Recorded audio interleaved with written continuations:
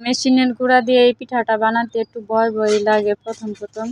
আমি তো খুবই ভয় পাইছিলাম মেশিনের গুঁড়া দিয়ে এই পিঠা বানাতে গিয়ে। যাই হোক মাশাআল্লাহ কোনোরকম হইছে, তো শুকরিয়া যেরকম হইছে আরকি। প্রথম সবারই ভয় লাগে মেশিনের গুঁড়া দিয়ে।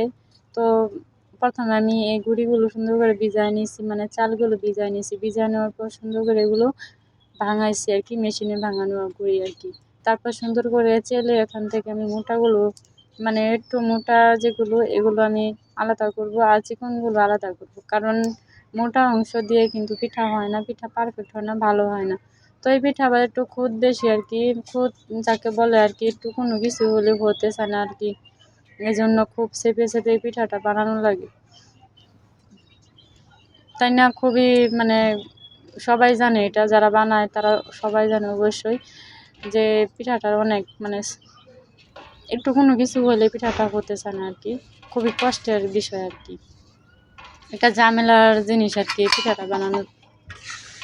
তো যাই হোক আমার গুঁড়িগুলো চালা শেষ। এখন আমি সুন্দর করে এগুলো পানিতে ভিজিয়ে রাখবো আরকি।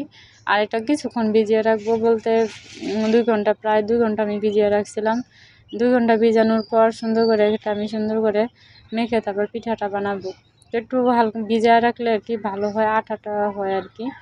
তো যাই হোক তারপরও আমার মানে একটা গুঁড়ি যে আমরা যে গুঁড়ি একটা ডেকি দিয়ে বা পাটায় বেটে করি, ওটার মতো একটাও হয় না। কারণ এটা ওটা অনেক তফাৎ। তো আমি পিঠাগুলো কিন্তু মন মতো বানাইতে পারছি না, বুঝছেন? একটা মন মতো যে বানানো ওটা কিন্তু পারি নাই। যাই হোক আমার পিঠাগুলো কিন্তু কয়েকটা নষ্ট হয়েছে। প্রথমে বুঝতেও পারি নাই, না বোঝার কারণে হয়েছে।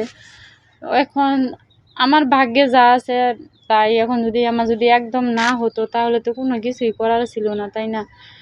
আর একদম যে খারাপ হয়েছে এরকম কোনো কথা না, মাশাআল্লাহ ভালোই হয়েছে, যা হয়েছে সুন্দরই হয়েছে পিঠাগুলো।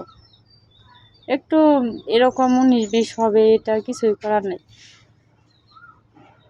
আর সবগুলো পিঠাই আলহামদুলিল্লাহ, মানে আলহামদুলিল্লাহ বলতে সুন্দরই হয়েছে, এজন্য বলছি আর কি আলহামদুলিল্লাহ। আর মাশাআল্লাহ যতটুকু ততটুকুই সন্তুষ্ট, কারণ এর চেয়েও খারাপ হলে কিছুই করার আছে না, তাই না?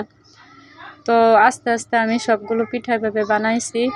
আর আমার মানে অনেকগুলো পিঠাই হয়েছে, আর পিঠাগুলো ভালোই লাগছে আমার কাছে, যেহেতু ফার্স্ট টাইম বানাইছি, ভালোই লাগছে আর কি। একটা জিনিস কি যে এটা মানে এই আটাটা পাতলা করে নিতে হয় আর কি, একটু ঘন থাকলে হয় না আর কি। কিরকম একটা ফেটে যায়, মানে ফেটে না, একটু উপরে একটু মানে কাঁচা ভাব থাকে। আর যদি এটা থাকে তাহলে কিন্তু পিঠাগুলো ভেঙে যায়, এই জন্য এটা খুব সাবধানে বানাতে হয়। তো আমার সাবধানে বানাতে হয়েছে, আর খুব সতর্কতার সাথে বানানো লাগছে আর কি। প্রথম তো আমি ভয় পাইছিলাম যে কি জানি হয়।